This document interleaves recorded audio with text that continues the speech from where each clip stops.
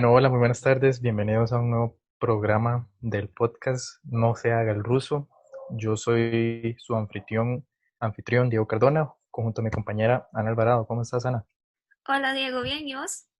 Muy bien, gracias. Bueno, el día de hoy tenemos a varios invitados que nos van a hablar y nos van a explicar sobre la pandemia del coronavirus y cómo Rusia la ha conllevado. Para ponernos en contexto, primero vamos a explicar qué es el coronavirus y cómo Rusia, cómo ha impactado a Rusia. Bueno, primero que todo, el coronavirus se originó en China, en Wuhan específicamente, a finales de 2019. Se dice que su origen que es desde un mercado de carnes clandestina, de animales clandestinos, y que de ahí, a partir de un alimento, algo que no se conoce el día de hoy exactamente, pues se originó el virus. Este virus ha sido de impacto mundial, ha paralizado la economía de prácticamente casi todos los países del mundo, ha sido una gran emergencia sanitaria, por lo cual es muy interesante analizarlo. ¿Y por qué Rusia? Bueno, cuando Europa era el epicentro de la pandemia, por allá de principios de año, sea enero o febrero, este, prácticamente que toda Europa estaba paralizada y tenía muertes, tenía casos por los miles. Sin embargo, Rusia era el único país europeo que no presentaba estas características. Rusia, si acaso tenía unos ciertos casos y no sufrió ningún colapso de hospitales, ni de la economía, ni de su sistema político como tal. Porque ¿Por qué entonces Rusia se ha convertido el tema de la actualidad? Debido a que Rusia en los últimos 2 meses, sea mayo y julio, ha venido presentando casos exponencialmente. Cuando antes era como el santuario en Europa, ahora es totalmente lo contrario. Ahora prácticamente Rusia casi llega a los 700.000 casos. Su economía se ha visto totalmente paralizada. Sus hospitales se han visto al borde del colapso. Y ha sido una situación muy interesante, eh, debido a que de la noche a la mañana se vio un incremento total y lo que ha obligado al presidente Putin y al partido oficialista de Rusia a tomar acciones inmediatas para poder controlar esta pandemia. Bueno, sí, como comentó mi compañero Diego, vamos a comentar y hablar sobre todos esos temas que están a cargo de nuestros invitados, los politólogos María Laura Salazar, Valentina Palacio, Dylan Hudson y Christopher Sánchez, que nos van a brindar bastante información sobre este tema y esperemos que disfruten de este programa. Y bueno, vamos a comenzar. Sí, primeramente tenemos a la politóloga Valentina Palacio, que nos va a hablar un poco sobre el sistema político ruso. Buenas tardes, Valentina. Hola, buenas tardes, Diego y Ana, muchísimas gracias por la invitación al programa. Y bueno, como decía Diego, yo les voy a hablar un poco sobre las características propias del sistema político ruso. Bueno, para comenzar hay que entender que el ordenamiento político ruso está establecido bajo un marco semipresidencial federativo y con la división tradicional de tres poderes. En este sistema, la presidencia y la Cámara Baja del Parlamento son electas mediante elecciones populares multipartidistas. Bueno, respecto al Poder Ejecutivo, recordando que según Pasquino, en el caso de los sistemas multipartidistas, la designación del primer ministro constituye uno de los elementos que concurren a explicar las modalidades de formación de la coalición de gobierno. En el caso de las formas de gobierno presidenciales, el presidente electo goza habitualmente de amplia discrecionalidad en la elección de sus ministros, o sea, que el presidente, en este caso, elige al primer ministro. Bueno, una vez electo el presidente de Rusia, este tiene el cargo de jefe de Estado y ejerce la presidencia de la Federación, además de designar a un primer ministro de gobierno, el cual es de facto el segundo al mando del país, y esto debe ser aprobado por el Poder Legislativo. Es por esto que el sistema se llama semipresidencial, porque la cabeza del gobierno está dividida en dos figuras: el presidente de la Federación, el cual actualmente es Vladimir Putin, y el presidente del gobierno federal de Rusia, que es designado por Putin, el cual en la actualidad, recibe el nombre de Víctor Chernomyrdin. Bueno, la diferencia entre estos dos cargos es que el presidente de la federación, o sea, Putin, es electo de forma popular y funge como garante de los derechos fundamentales del ciudadano y es, junto con el gobierno, el encargado de velar por la aplicación del poder del Estado, o sea, de que se cumpla la ley federal. Además, es quien designa a los ministerios a conveniencia suya. Por otra parte, el presidente del gobierno federal, o sea, Víctor en este caso, es designado por Putin o por el presidente de la federación y está encargado de establecer de conformidad con la Constitución y las leyes las líneas esenciales de la política interior y exterior del país. Y bueno, para poner esto en términos de Costa Rica, por ejemplo, puede entenderse que el presidente federal tiene funciones similares a las de un ministro de la presidencia. Respecto a la Asamblea Federal Rusa, es la institución que ejerce el poder legislativo de la Federación de Rusia. Bueno, consta con una cámara baja, conocida como la Duma de Estado, y una cámara alta, llamada el Consejo de la Federación. Mientras que la Duma es electa de forma popular y directa y encarna el principio democrático. El Consejo de la Federación es una cámara de representación territorial en la que se encuentran representados los territorios de Rusia, algo así como Estados Unidos de Norteamérica y las representaciones del Senado, a través de delegados nombrados por estas mismas unidades territoriales, de los cuales corresponden 2 por cada territorio, uno designado por su parlamento y otro por su órgano de gobierno o por su presidente. Respecto al Poder Judicial, el Poder Judicial de Rusia se define en la Constitución y la ley de Rusia como una estructura jerárquica con el Tribunal Constitucional, el Tribunal Supremo. Los tribunales de distrito son los principales tribunales penales de juicio y los tribunales regionales son los principales tribunales de apelaciones. El Poder Judicial se rige por el Congreso de Jueces de toda Rusia y su Consejo de Jueces. Su gestión está respaldada por el Departamento Judicial del Tribunal Supremo, el Colegio Judicial de Colegios y el Ministerio de Justicia y los diversos presidentes de los tribunales. A pesar de lo amplio de los cargos judiciales, el fiscal general sigue siendo el componente más poderoso de todo el sistema judicial ruso.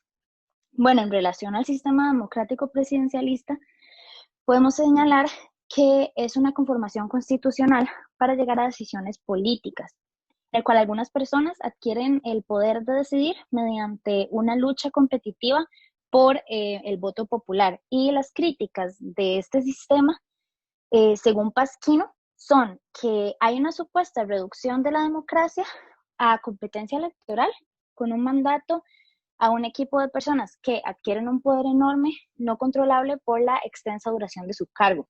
En este caso se da la centralización del poder, dado que la extensión territorial de cómo funciona. No sé si tienen alguna pregunta. Claro, Valentina, muchas gracias por su explicación. Eso sí, me quedó un poco de duda con lo de la Duma. Quisiera saber quién tiene más peso, si la Duma o la otra cámara. Ok, en realidad ninguna tiene más peso que la otra, sino que ambas tienen funciones de auditoría y la Duma se encarga de política pública en general, mientras que el Consejo de Federación, que viene siendo la otra cámara, tiene atribuciones parlamentarias y bueno, ahí se establecen comités parlamentarios y consejos especiales. Y en toda esta situación del COVID, ¿cuáles son las funciones del presidente de la federación? Bueno, principalmente el presidente de la federación plantea la agenda a seguir por las entidades ejecutivas y puede proponer enmiendas a la Constitución, las cuales pasan con aprobación de la Duma y revisión posterior del Consejo de la Federación. Claro, Valentina, muchísimas gracias por estar aquí el día de hoy.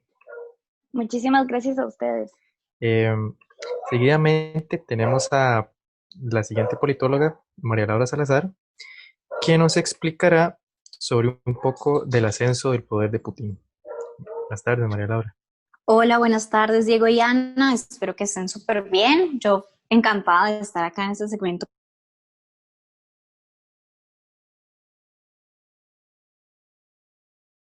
fue lo que conocemos hoy como Rusia. Mucho tiempo conocimos lo que fue la Unión Soviética, que dicho régimen cayó en el año de 1991. Cuando cae ese régimen, asciende al poder esta nueva Rusia postsoviética de la mano de Boris Yeltsin.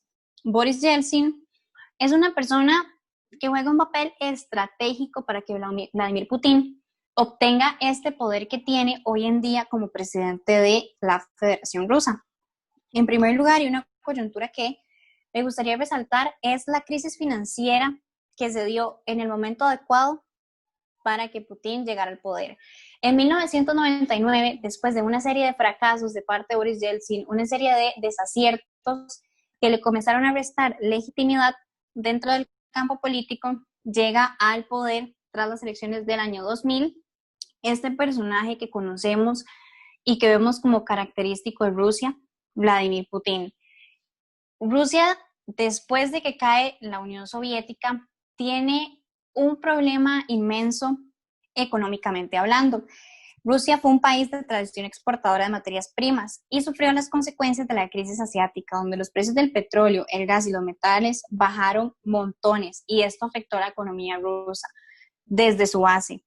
Boris Yeltsin, ante esta situación, emprendió una serie de reformas para atenuar dicha crisis, pero no dieron ningún tipo de resultado.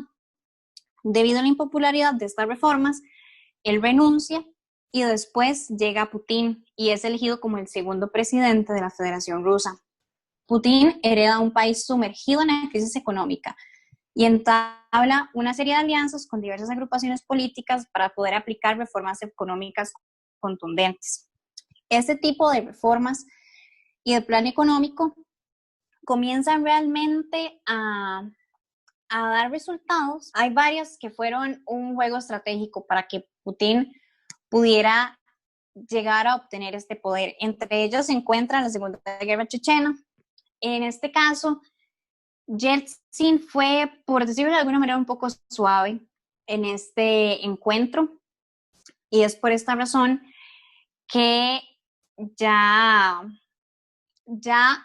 él comienza, ¿verdad?, a perder legitimidad como actor político, y después, cuando llega Putin, él reanuda esta guerra y comienza a crecer ese sentimiento de nacionalismo que une a toda Rusia. Además de esto, también se da la guerra con Georgia, y esto le da todavía más fuerza a Putin como figura que da legitimidad.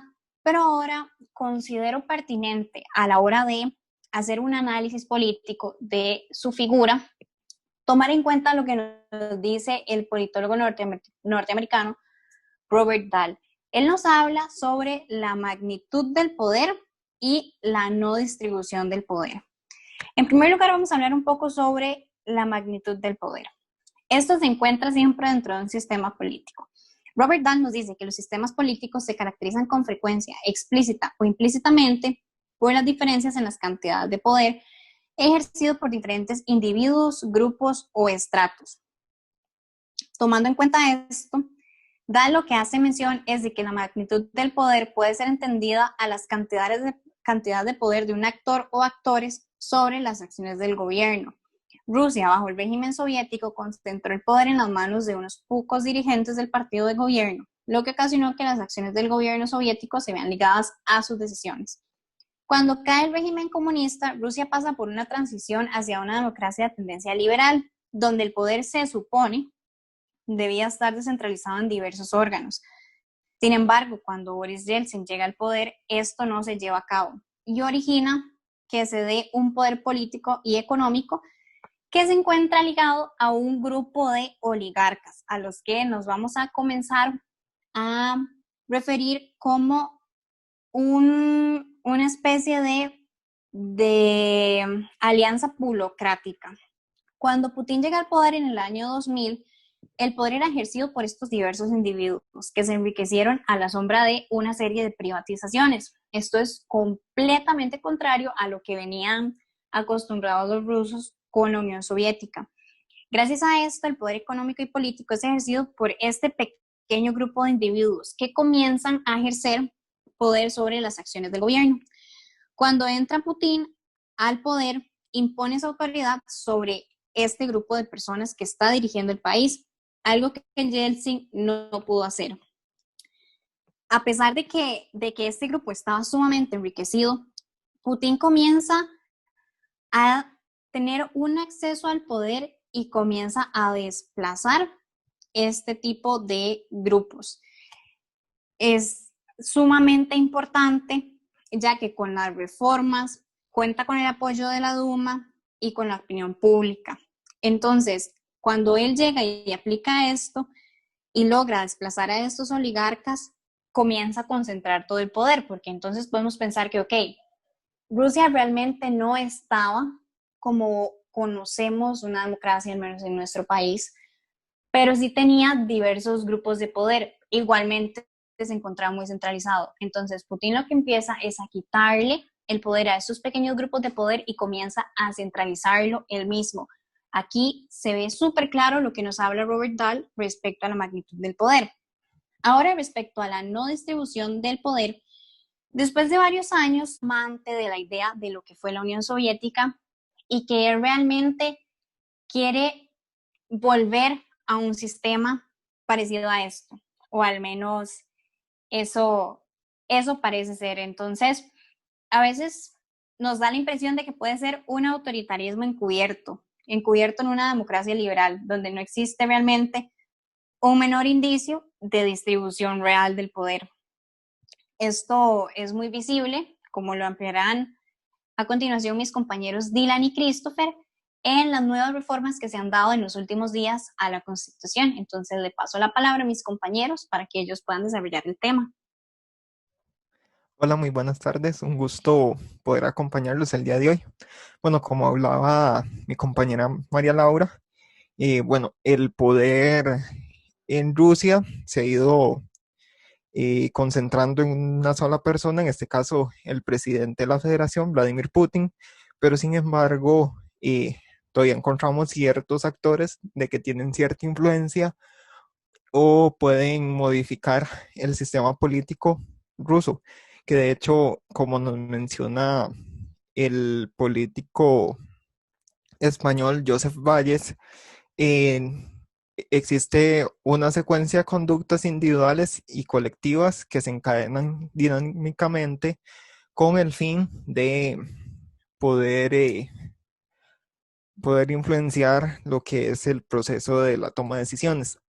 En un primer lugar, para mencionar algunos, tenemos la Duma estatal, como lo habían mencionado, es parte del el poder legislativo de Rusia, específicamente la Cámara Baja, que está lo que se encarga es aprobar leyes, tiene una función similar a lo que es la Asamblea Legislativa aquí en Costa Rica, pero sin embargo, bueno, actualmente está conformada por 450 diputados, de los cuales 300 son parte del partido oficialista que apoya a Putin y otros 104 que son pertenecientes a distintos partidos, pero que conforman la oposición. Por lo que podemos ver, por un lado, de que de cierta manera hay un gran apoyo de Putin por parte del pueblo al haber elegido esa gran magnitud de representantes oficialistas, y por otro lado también podemos ver de que la oposición en temas legislativos tiene que realizar una coalición con tener un mutuo acuerdo con el oficialismo, ya que, bueno, en el sistema ruso, para poder aprobar una ley, tiene que haber mayoría simple, que en este caso sería la mitad más uno, que serían 226 diputados. Y en el caso de reformas constitucionales, tiene que haber aproximadamente 300 votos a favor, que fácilmente los puede conseguir el oficialismo. Y por otro lado, a nivel social, bueno, hay muy poca oposición porque primeramente el gobierno ha hecho ciertas acciones o ciertos decretos que le impiden manifestarse tan fácilmente o activamente como lo harían en otros países. Esto se podría ver claro como hace años, unos años anteriores, en Rusia se aprobó una ley que castigaba con una multa de aproximadamente $9,000 a las personas que se manifestaran sin tener un permiso del municipio del estado.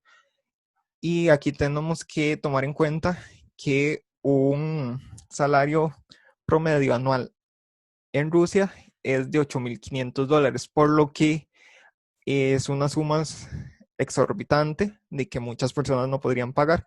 Por eso es que hay tal vez un poco de temor por parte del pueblo ruso de manifestarse, también por el hecho de que en los últimos años han sido encarcelados o asesinados algunos líderes opositores políticos.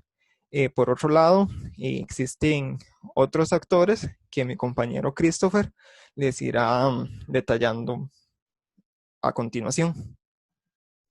Hola, es un placer estar acá. Muchas gracias por la invitación. Y sí, como dijo el compañero Dylan, aunque Rusia es un estado laico, uno de los actores que influencian el sistema político es la Iglesia Ortodoxa rusa, representada por el Patriarcado de Moscú. Esto es evidente si se toma en cuenta que según una encuesta del Centro de Investigación de Opinión Pública de Rusia, que para el 2007 aproximadamente el 75% de la población se consideraba cristiana ortodoxa. Sin embargo, también el gobierno tiene influencia en la Iglesia Ortodoxa. Esto se puede notar en la participación de Putin y otros funcionarios de celebraciones religiosas. O también en la reciente construcción de una catedral dedicada a las Fuerzas Armadas, en donde en un principio se tenía previsto la colocación de un mosaico en el que aparecía Putin o Joseph Stalin, entre otros políticos rusos. También, como una breve introducción a lo que nos venía contando el compañero Dylan, la sociedad está muy reprimida, ya que el gobierno, por las acciones que realiza, esto no le da mucha oportunidad a la oposición con respecto a las medidas tomadas por Moscú mediante el coronavirus. Entonces, para introducirnos más en el tema, no sé si los compañeros tienen alguna pregunta. Sí, chicos, gracias por la información tan interesante que nos han brindado. Por mi parte, tengo dos preguntas. En primer lugar, sería, ¿cuál es el nivel de oposición que posee el gobierno de Vladimir Putin?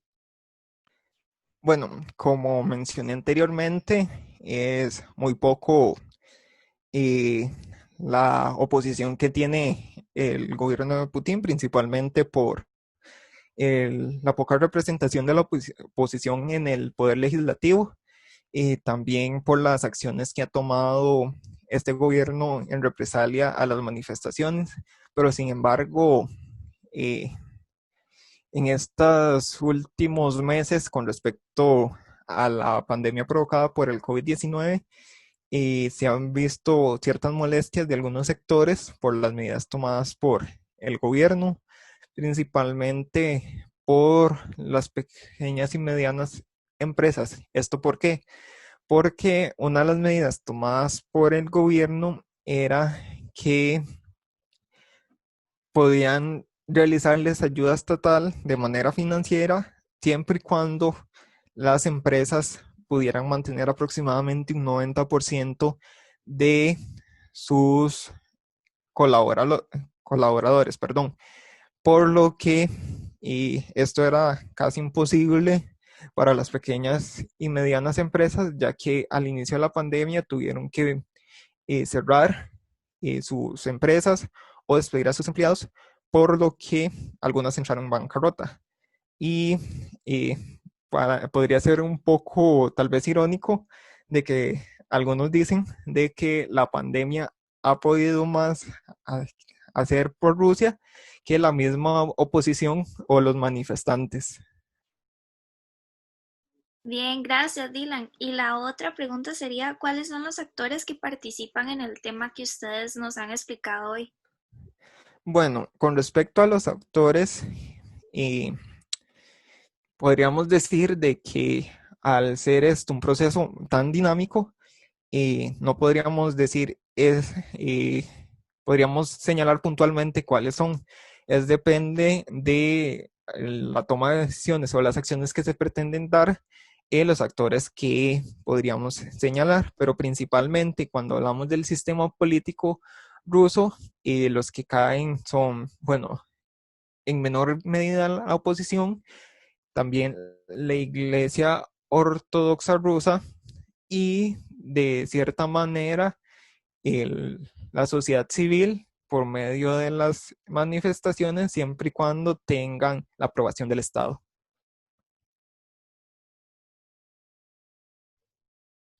Muchísimas gracias, Dylan. Con gusto. Yo quería complementar este tema con unas últimas dos preguntas, las cuales serían, ¿tiene mucha influencia la Iglesia Ortodoxa en Rusia?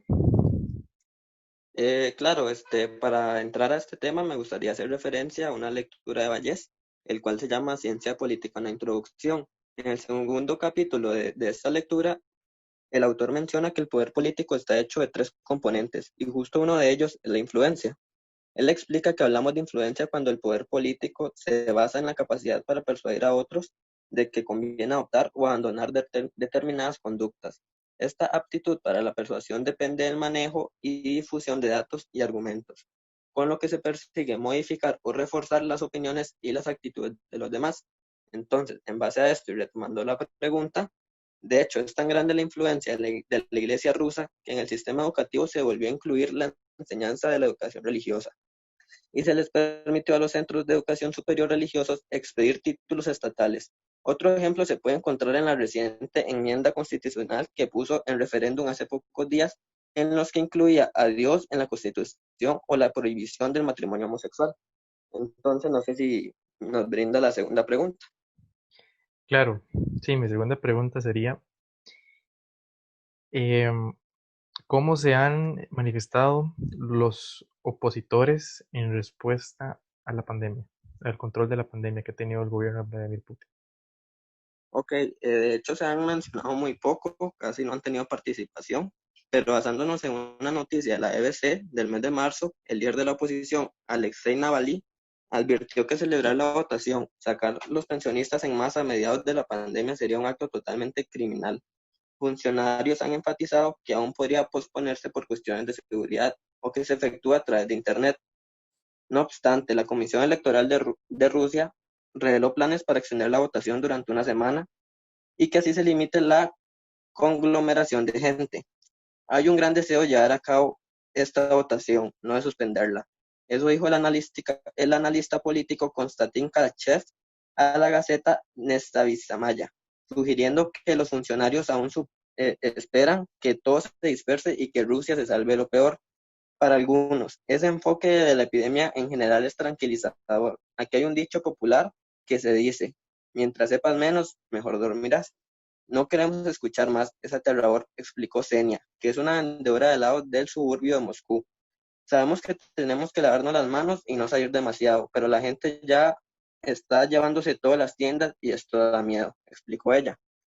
Aparte de esto, a pesar de la magnitud de la pandemia del nuevo coronavirus, el presidente Vladimir Putin llamó a los rusos a votar en el plebiscito constitucional de este 1 de julio. De este mecanismo depende de que el mandatario pueda presentarse a la reelección del año 2024 o del año 2030, algo que la Carta Magna actualmente no permite. La oposición considera esas elecciones como una farsa, ya que la oposición señala que esas votaciones son una farsa, pues indica que el voto adelantado no fue aplicado por salud pública, sino para dificultar el control del proceso electoral y así manipular los resultados a favor del gobernante. Ahí estarían las respuestas. Muchas gracias. Sí, muchas gracias al compañero Christopher por brindarnos esas respuestas.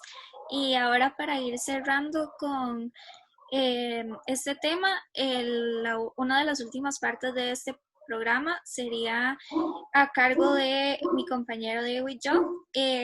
tocaría primero mi parte, que sería tratar el tema de la relación de Rusia con otros países en torno al COVID-19. A modo de introducción, Rusia tiene relaciones con países como China y Estados Unidos, también en lugares como el Medio Oriente, en países como Irán, el Líbano, Siria, Irak y Turquía. Sin embargo, este país tiene tensiones en Europa, especialmente con los países que formaron parte de la Unión Soviética, por ejemplo Serbia, y con Alemania también. En el continente asiático, las relaciones rusas con China son cada vez más visibles, con relaciones comerciales, autoritarias y militares. Con respecto a su política global, claro, diferencia su política doméstica, citando a Valles, ya que diferencian sus porcentajes, por ejemplo, de renta, cultura, salud y educación, en comparación con los países que se le relacionan. También diferencian las demandas de la sociedad para los conflictos como punto de partida, del concepto de política para la existencia de conflictos sociales y su intento por regularlos. En este caso, el conflicto principal a nivel internacional es la pandemia gracias al COVID-19. Ahora hablaré un poco sobre la política exterior o relación de Rusia con otros países en momentos de emergencia mundial. Últimamente ha tenido algunas tensiones con Estados Unidos. En un artículo del pasado mes de mayo, en los pasados meses, el ministro de Relaciones Exteriores de Rusia, llamado Sergei Lavrov, indicó que Estados Unidos, y cito acá lo que dijo, no deja de intentar atizar la confrontación, de aprovecharse de la situación actual para imponer su punto de vista, su visión del futuro, que ellos denominan como un orden basado en reglas. Además de esto, menciona rechazar las medidas hechas por gracias a las acusaciones hechas a China y Rusia por todo este contexto del COVID-19. Agrega que Estados Unidos no está acatando el llamado a levantar sanciones que no permiten la distribución del equipo médico necesario. Por otro lado, encontramos su relación con China. Se dice que China está aplicando el método de Rusia para distraer atención. Estos medios de desinformación y propaganda para dar cierta imagen con respecto a la pandemia. Con esto me refiero a que este método lo ha utilizado Rusia para hacer ver lo siguiente. El planteamiento de que los gobiernos autocráticos están mejor preparados que los democráticos para responder a una crisis sanitaria de carácter global. El proceso de desinformación lo ha perfeccionado Rusia, para que éste llegue a influenciar a otros países con esta idea que mencioné anteriormente. Hay otro aspecto bastante interesante en un artículo que se hace llamar la diplomacia de las mascarillas. Se trata de la parte propagandista del gobierno ruso.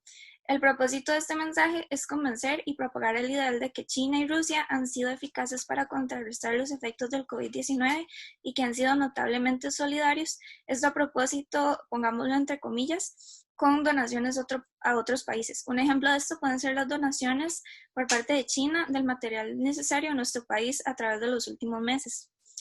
En este mismo artículo se menciona que hay un apartado con el papel de Rusia a la hora de ponerse al frente al resto del mundo como solidario. No obstante, otros medios también aseguran sobre una campaña de desinformación a cargo de Rusia para sembrar pánico y discordia entre los países aliados que se tiene, por medio de información falsa en la web.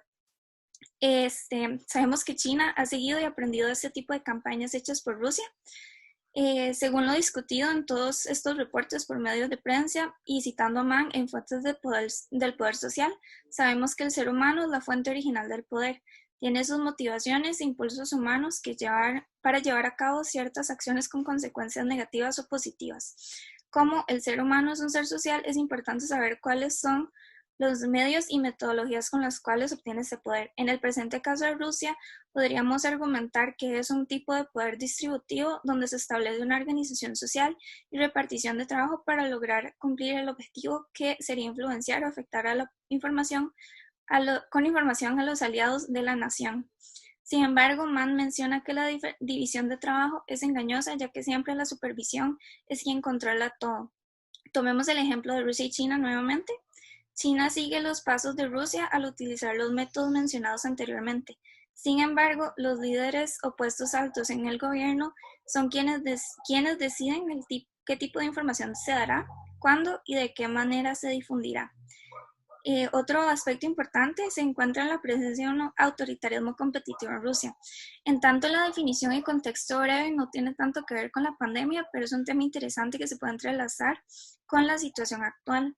El poder autoritario es el que recurren más grupos o instituciones, como nos menciona Mann, ya que este tipo tiene órdenes definidas y obediencia. Este modelo de autoritarismo competitivo, por ser exactamente una competencia por el poder, pero en este caso es por el poder ejecutivo. Luego de la disolución de la URSS, el país ha sustituido la forma de gobernar por varios nuevos autoritarismos o combinaciones de este con una democracia liberal, denominada también regímenes híbridos. Menciona Rubén Ruiz, quien ha escrito la parte del texto en esta investigación, citando a Linz, que estos métodos son conocidos como democracia dirigida o democracia electoral, y estos ponen en mal lugar el concepto de democracia, ya que ninguno de estos no eran modelos de este tipo en sí. Con esto voy a concluir esta parte rápidamente. Llegamos a cómo se ejerce el poder con las relaciones a nivel internacional de Rusia. Según Michel Foucault, el término de poder designa relaciones entre parejas. Aquí podríamos preguntarnos cómo se manifiesta esta relación de parejas con los países aliados de Rusia. China, siendo el mayor partidario de estos aliados, siguiendo de cerca a Rusia, disculpen, y como ya vimos, no solo para intercambios comerciales, o Estados Unidos y Alemania, con los cuales tiene tensiones en la actualidad, especialmente con el país norteamericano en materia del COVID-19. Y ya terminando de explicar este tema, le doy el pase a mi compañero Diego, que va a terminar de concluir esta parte. Bueno, para concluir el tema del coronavirus y Rusia, y también no menos importante, tenemos los tratamientos que ha intentado Rusia fabricar para tratar el COVID-19. Bueno, como se mencionó anteriormente, en los últimos 2 meses Rusia ha visto un crecimiento exponencial de sus casos, lo cual los ha llevado a buscar un tratamiento lo más rápido posible. Para esto, el gobierno de Putin, junto a la compañía farmacéutica Chemrar y el Fondo Nacional de Inversión ruso, elaboraron el medicamento Avifavir. Este medicamento es muy especial debido a que en los últimos 2 meses se ha venido probando y ha dado muy buenos resultados y tampoco muestra efectos secundarios. Se realizó un estudio, el cual dice que de 60 pacientes, el 80% se recuperó en solo 5 días, teniendo efecto el tratamiento dentro de unos 3 días, bajando la temperatura, reduciendo la tos y los dolores de cuerpo. También el gobierno ruso, aparte de elaborar el Avifavir, que ha sido para ellos un total éxito, también está trabajando para elaborar una vacuna. La viceprimera ministra Tatiana Golikova anunció a principios de este mes de julio que ya se están realizando las primeras pruebas clínicas y que para finales de agosto o inicios de septiembre se inicie la producción masiva de la vacuna. Los encargados de realizar esta vacuna son el Centro Nacional de Epidemiología y Microbiología Gamelay, que Gamelay fue un famoso microbiólogo de la Unión Soviética, conjunto al Ministerio de Defensa. El gobierno confirmó que existen más de 10 científicos, más de 10 científicos trabajando en la vacuna, que son auspiciados por la Universidad Estatal de Moscú. El director del Centro Gamelay, Alexander Ginsburg, afirmó que en su mayoría hay militares que están dispuestos a ser voluntarios para los ensayos clínicos. El aumento de los casos en Rusia ha obligado al gobierno de Vladimir Putin a generar políticas públicas que solucionen este problema de salud. Como nos habla Pasquino en su lectura sobre las políticas públicas, Putin lo que hace es generar una serie de políticas regulatorias lo que hacen es que ponga a la población, o sea, ok, responda al problema que la población presiona al gobierno a solucionar. ¿Y cuáles son algunas de estas soluciones? Por ejemplo, podría ser el uso obligatorio de las mascarillas, distanciamiento social, y la cuarentena obligatoria. Todo esto el gobierno de Putin lo hace de una manera como respuesta inmediata para evitar el esparcimiento del virus y que el país no se vea envuelto en una crisis aún más complicada de la que tiene. Entonces, eso sería por el día de hoy en nuestro podcast. Le agradecemos a todos los integrantes que colaboraron en este programa y le deseamos una muy feliz tarde. Muchas gracias.